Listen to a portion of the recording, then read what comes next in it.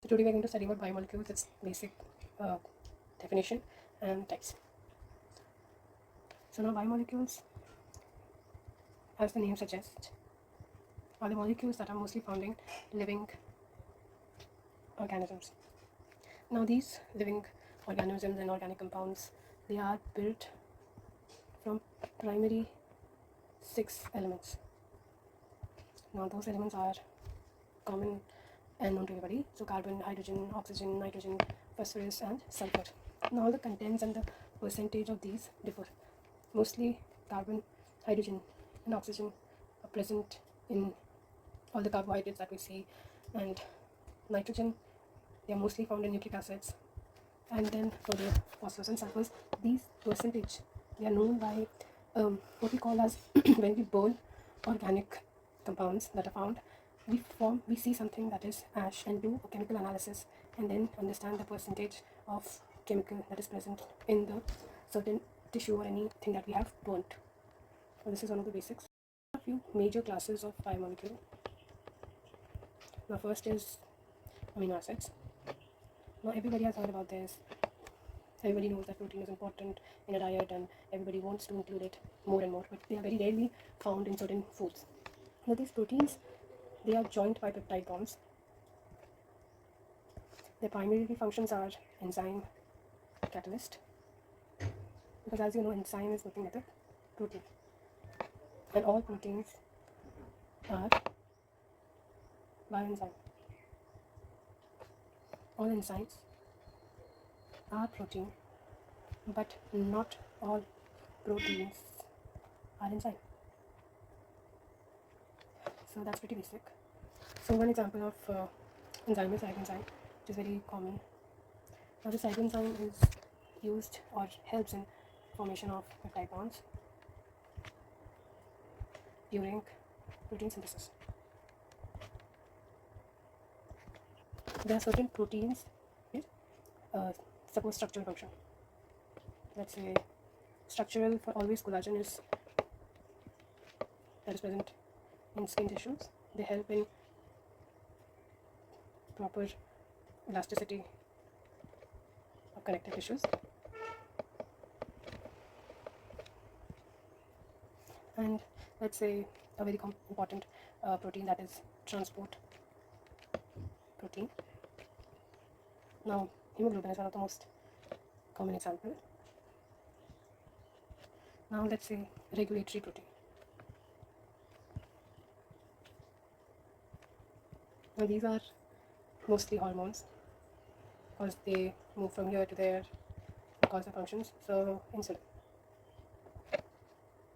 Now next, nucleic acids and nucleotides.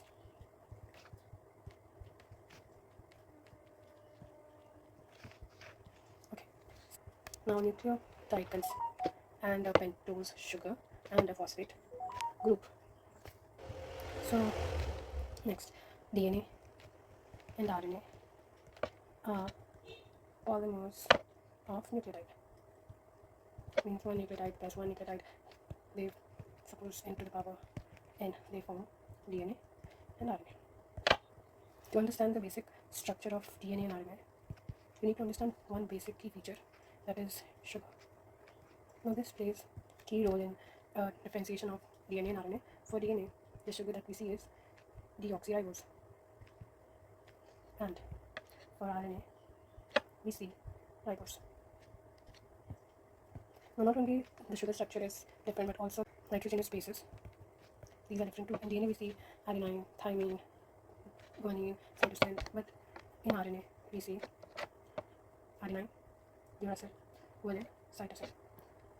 Now basically we know that adenine pairs with U and T, but cytosine pairs only with G. Now U is uracil, T is thymine,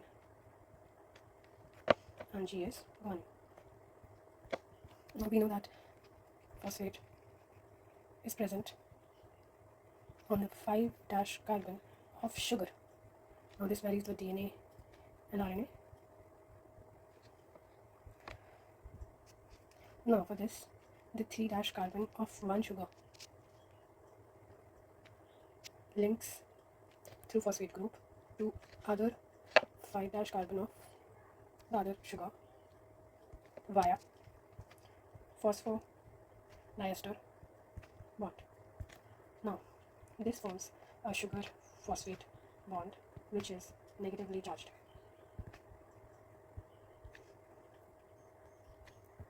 Now, let's come to basic terms. Nucleoside. What is a nucleoside? Nucleoside is nitrogenous base plus sugar. No phosphate. So the same when nucleoside plus phosphate group is seen, this is a nucleotide. Then comes nucleic acid.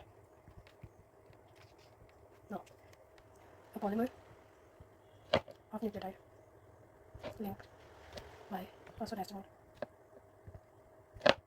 is a nucleic acid. Example, DNA, RNA. Then comes everybody's favorite, carbohydrate.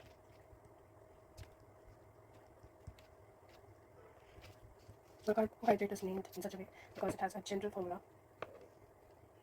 of CnH2ON. This is the hydrate part. That means carbon and water. This is the layman term that we use to say what does carbohydrate word mean. Now we have seen a basic glucose formula. C6H12O6. This is one of the most basic examples of carbohydrate. We know that stop eating sugar, stop eating glucose, stop eating this. This is a carbohydrate, which is commonly thrown in any food bloggers or are used by people for reference. And this can also be written as C6H2O to the power outside 6 carbon atoms and 6 water molecules. The word hydrate also means that there is a ratio of hydrogen to oxygen which always is close to 1. It is always said that a carbohydrate is polyhydroxy, aldehyde, or a ketone. This means that we see multiple OH group, hydroxyl group, and we see either aldehyde group or a ketone group. Now for aldehyde group we see CHO, and for a ketone group we see C-double-bond-O. Basic classification, we see monosaccharides. These are simple sugar. And then we see disaccharides, where two sugar or different monosaccharides are joined together.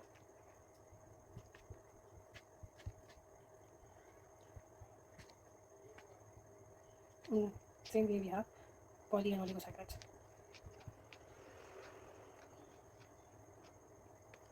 You have seen them for energy source and storage. Also we know that they have the functional and structural role. Also for component of nucleotide that we just studied. And also cells and communication. Let's see one example for each. Now we all know that we use glucose that we have in our body as a central fuel. For metabolism, there's also glycogen. These are mostly seen in animals, and starch is seen in plants. This is also a source of energy. Now we did study that they are monosaccharides are that they either have aldehyde group or a ketone group. Now, due to the presence of aldehyde or ketone group, they are also acting as reducing agents.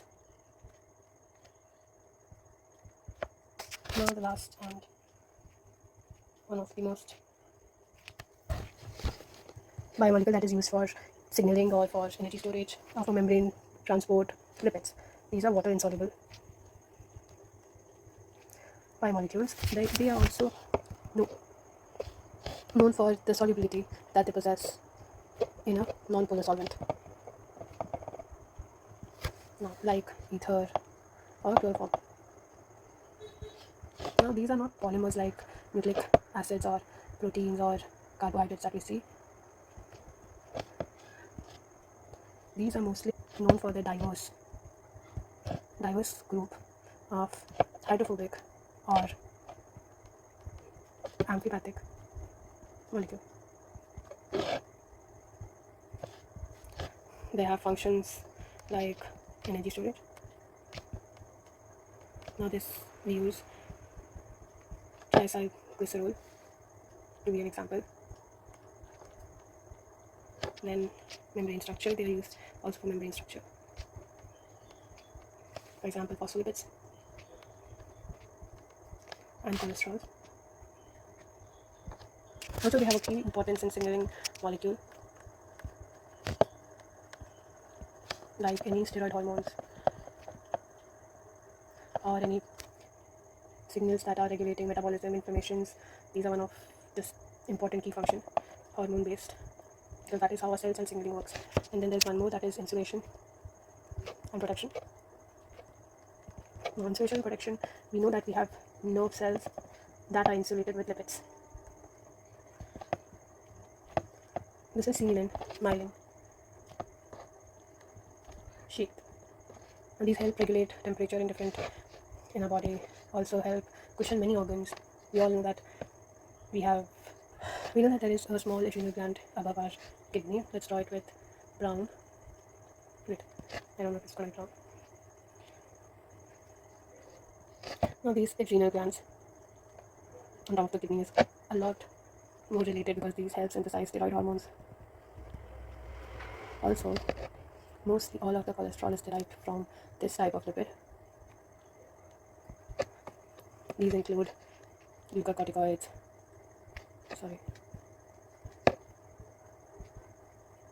and androgens. These are the common examples. Also, these actually serve as a reservoir for cholesterol. Now next I hope you find more videos related below down. And after a certain topic is finished, we'll do a lot more questions with it to understand the topic way more. Understanding will deepen. So stay tuned.